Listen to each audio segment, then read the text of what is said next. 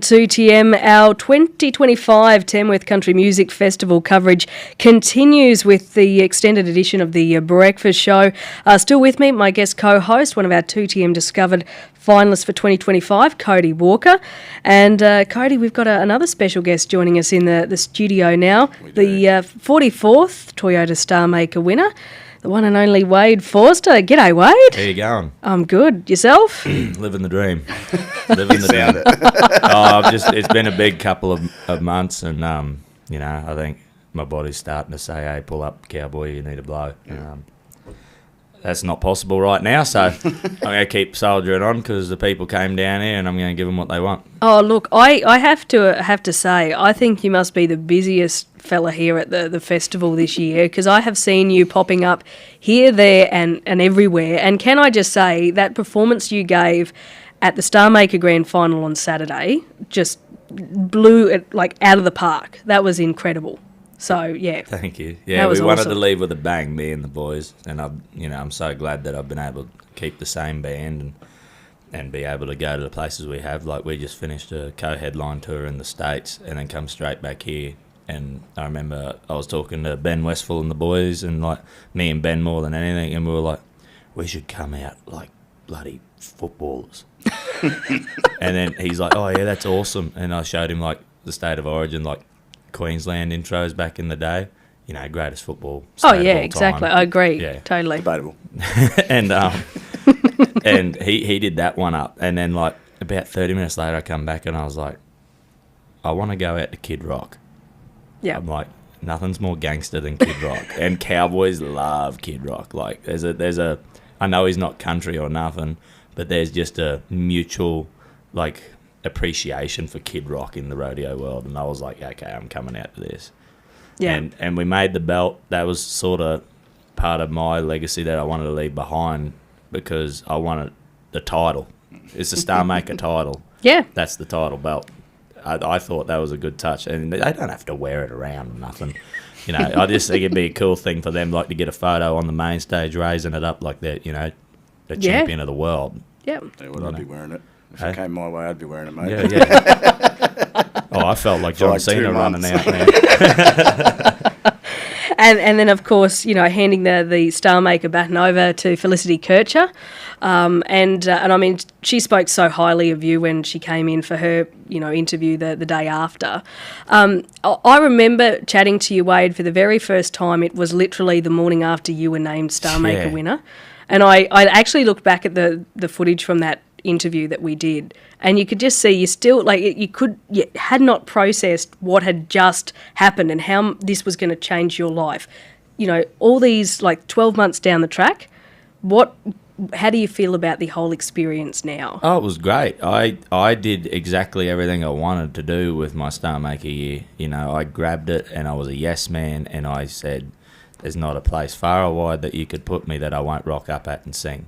Like, there was some weekends there where I was clocking up 2,000-3,000 Ks. Like, I wouldn't change it for the world. Sleepy nights driving on the road, that's like a cowboy's dream, right? But I'm just so proud that I got to be a part of that experience. And, I got to thank all the sponsors and Tom and Cheryl and everyone who sort of helped me that year, because that was just a year that I won't forget anytime soon. But I know I got bigger fish to fry, and I got to keep going. And I'm real proud of Fliss for winning it. I've always known her as Fliss because a long time ago, Felicity was my fiddle player. Yeah, right. And I've always had a lot of love for Fliss, and me and the boys were side stage when she got announced, and God, we were proud as punch, because it was just like, that's our girl. Like, what? That's insane. But she's going to do big things. It's a whole nother sound I don't think Australia was ready for. But now they're going to have to be ready for it. And I'm super keen to hear it. Because I've heard most of her songs, travelling down the road, going to gigs when she was playing with me. And I'm like, whoa, that's cool. No one's doing that. So, yeah, it's a bright future. And I'm glad that Star Maker's in good hands. And we just keep rolling with the punches. and I'm sure she will too. Now, your year for, like, looking at 2025 for Wade Forster, I mean, last year was massive. You were over in the States, and that's something that's, you know, I think blows a lot of people away, realising how much sort of traction you have over in the States. You've got a massive fan base over in the US. They love you over there. Yeah, I think when I applied for Star Maker, I think Cheryl was nearly about to ask for a birth certificate because she wouldn't have thought I was Australian. But because like I was a nobody here, I didn't have any gigs. Like the year before that, I came to Tamworth was the first time I seen the Star Maker when Lauren won. And I was sitting on a rock with Piper, and this year's winner, I was sitting with Fliss as well. We were sitting on a rock on the side there, and we watched Lauren win, and we were like, wow, that was cool. And I said, I want to win that one day, and I won it, and that's what took me to that next level. But Americans, they were already ready for me because I'd released a song and blew up on TikTok, and then they just deep dived into the album. They were like, hey, it's all good. And when I rocked up over there to play, you know, some of them iconic venues like Green Hall, we sold out Green Hall. That was huge. I got to smoke a cigarette at Willie's window. Don't condone smoking by any means, but I'm not a role model either. So we went to Kane's Ballroom, and like I was the first Australian country artist to ever play there, and you know it was a pretty cool experience. You know, some of the people in the crowd were big names in the industry, and for me, that's the goal, is Texas. And I'm still an Aussie. Don't get me wrong. Like, people can write songs about working hard and all that, but I'd like to see him come work for my dad. You know, I've seen the bad side of the industry, like in the cattle industry, like fires, floods, and all that. You know, I'm more true blue than it gets, but I think America's where my sound is, just through my rodeo background and all that. So I'm keen to go over there. I'm not selling ice to Eskimos. I'm just, you know, I'm over there doing what I have to do to make a living. Yeah, and what, if you, like, you know, looking at everything that you've achieved so far and this whirlwind that it's been, and obviously the reception you've got over in the States, if you were to talk to a young Wade, what would you say to him? Like, this is coming your way? A million things I'd tell that kid. Jesus. I'd tell him straight up. If I was talking 18-year-old Wade, rugby's not going to work, Wade. As much as you like playing rugby, rugby's not going to work. You ain't big enough, boy. You tell 18-year-old Cody that too. 33, his body's starting to hurt. Yeah. I hung the boots up, so I'm happy. At least I was, you know, sane enough to hang them up before I got a bit older. And then, you know, I'd say just keep living the way that you did. Like, be unapologetically you. You know, go have that party. You know, go to that rodeo, because that's what shaped all these stories. Everyone is so concerned about safety and well-being in this industry, like they don't want to damage their voice or, you know, break their arm or anything. Hell, I this year at Emerald, I played Boon Lane Festival. The night before, I had a wreck in the steer wrestling at Charters Towers. Drove 5 hours, 5 minutes after I had a really bad wreck, and I had played an hour gig at Emerald. And then on the Sunday night, the day after the show, I finally went to hospital, and I had a bruised spine, three vertebrae were bruised. I tore a handful of muscle off my spine, plus I had pneumonia and a concussion. Jeez. And it, like, that's my opinion. I'm like, that makes stories. Not, I was sitting in a motel room and I was, you know, I'm making my own stories. And it's not for everyone, you know, but that's the cowboy life I live. I live rogue. I'm a dirty, rotten, tough cowboy. I'm not a role model, but hell, I'm really nice if you get to know me. You know, I'm not a bad guy at all by any means. No, well, we love you, Wade, and it's been wonderful to see all the good things coming your way. And I know 2025's going to be just equally as big, if not even bigger. You've got your big show for the Tamworth Country Music Festival coming up tomorrow at the Longyard Hotel. It's a late one, 10:30 p.m. Doors open at 10. At 10. It's an 18-plus show, but I would just like to quickly make mention of the fact on day one of the festival was the release of your Star Maker EP, which was The Drifter. The Drifter, yeah. So my sister gets a lot of credit for a lot of naming a lot of things. She named the band. She give nicknames to all the band members. And, you know, when I was driving around this year and she's just like, oh, you're a bit of a modern-day drifter. You don't really have a home this year. And I was like, oh, yeah, that's pretty cool, Holly. You're really good at this.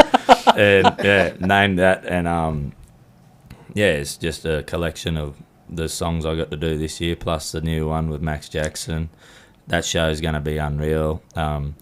It's 18 plus, but it's a bit late at night. If there's kids under 18 out at 10:30, I probably wouldn't have them at my show anyway. But yeah, it's going to be a pretty big year for me. We're going to do 4 or 5 different sets of trips to the States, putting on headline shows all across it. We're going here, there, everywhere, bound for leather. Like, me and the boys are just ready to run with it, and I'm just so grateful that I can surround myself with a good crew like that. And, we've got our new management sorted and all that, and I just can't wait for the other news I got this year. Well, bugger it, I'll tell you. 20-song album. It's coming. Oh, really? Yeah, 20 songs. 20-song album. Wow. Recording it next month. Jeez. Busy boy. That's awesome. I like that, an exclusive on 2TM. There we go. That is awesome, Got it Wade. here, red hot live. I love that. That is absolutely awesome. So, look, I can't wait for that. That is going to be exciting. Cody, do you have any questions for Wade? Mate, I've got to tell you bloody fill out the interview pretty well. I can talk, man. I'm full of hot air. All right, I've got one for you, actually. You've done a lot overseas, this year especially. Low Down Drifters, my goodness, who that would have been. And I was watching your stories and messaging you and all that sort of stuff, and I've got to tell you, it looked like a lot of fun. But venues, the couple that you've mentioned that you were so stoked with, what's your future? What's the goal of the venue you want to get to? What's the biggest goal? venue? Jesus. And you talked about Rod Laver there earlier. Well, I want Opry, I want Ryman, I want all of them. I want There it Red is. Rocks, I want the Sphere in Vegas, I want Astrodome in Houston. Give them.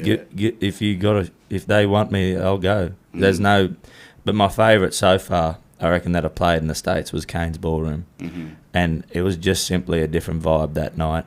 Like, I loved Green and I loved all the other places we went to, but yeah, Kane's is at the top for me, especially Tulsa, Oklahoma. What a town! In Australia, I've got a favourite venue here too. Yeah, go on. The Stag and Hunter in Newcastle. Yeah. Love that place. Old stomping ground, that That's one, mate. that is a really good venue. Like, and people in Newcastle really, really like country music. Yeah. And they come down in numbers. Like, we sold that out just before Christmas, and it was just awesome. Everyone was singing the words. That's the type of stuff. I don't really care about big venues like that. Because I'd rather have 30 people singing my words than 3,000. Because it's more intimate. I like more intimate, where I can see them. It's cool. But I know that's probably not going to happen too much longer, but I'll try and keep the little shows on the cards for as long as I can. Well, I've got to tell you, we crossed paths that number of times this year, and when I got to see you there at Stag and Hunter, I said to the missus, I said, look, me and the boys used to pile into cars and just do some silly things, and we'd find ourselves stumbling into the Stag and Hunter, rural that way, but I've got to tell you, I've said to her, I was like, mate, I want to, even that's an awesome venue. Yeah, Jump you'll up get there. it. Like, Yeah. the people that run it, they're just amazing. They got great sound. They got a great stage. They look after you well. It's just a really well set out venue. And I think one of the big goals for me this year is to play a bit more rural and give back to the people that given to me. Not bad. Music's pretty hard to sell out where I am. So, because the only two things matter in my area is drinking and football. So, and I'm not too good at either of them. So, to take a little bit of a rural run and go out to Winton and Isa and pay tribute to those places that looked after me when I was a young wild cowboy, and even trek over to WA and do another show in Tas, and hell, hit South Australia. I've never been to South Australia. I've been to Northern Territory, about 300 k's inland from the border, because I had to go fix an aircon back when I was a tradie. And yeah, I was surprised by the speed limit sign, and I was like, "Where's the numbers?" They had no numbers. I was just like, "Give it to her, brah." Well, Wade, I know you've got a busy day, and I appreciate you sparing some time to come in and say good day to us here at 2TM, and hope to chat to you again real soon. Loving the new track with Max Jackson, Denim. That must have been, just quickly, that must have been a lot of fun to work on with that one with Max. Max is a huge inspiration to me. I met Max when I was at the academy, because I'm an academy boy too. I heard you talking about it before. And, Max came in and talked. I was like, God, she's got a cool vibe. Everything about her is like, I like the image. I like the music. The way she sings, the way she performs, it's all up my alley. And I was at a rodeo in Merrijig this year, and my mate fell in love with a bartender, and she was a German backpacker, and she goes, "Oh, when will you be back here, mate?" And he goes, "Oh, next year." And I said, "You're so cocky. Don't ever say that again." And we were laughing about it in the car. We were half bullying him because, like, you don't say that. He was young. He didn't know better. And of all people to call me, it was Max. And I was like, "Do I have a story for you? Let's write this."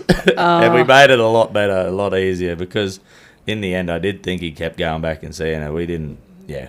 We're not too sure, but it's a love story about, cowboy meeting that one girl. It's happened a few times to me, and I've sometimes it works, sometimes it doesn't, but this one worked, so. Yeah, fantastic. Well, we've got that song coming up now. It's brand new, so wrap your ears around it. And, of course, grab tickets to be in the crowd at Wade's show tomorrow night at the Longyard Hotel. They're nearly gone. Nearly gone. Nearly So gone. don't mess about. Yeah. Get in quick. Someone I can get a ticket off? Nah. No. No, I'm trying to get a ticket to him, man. Wade Forster, thanks so much for your time. Thanks for having me anytime.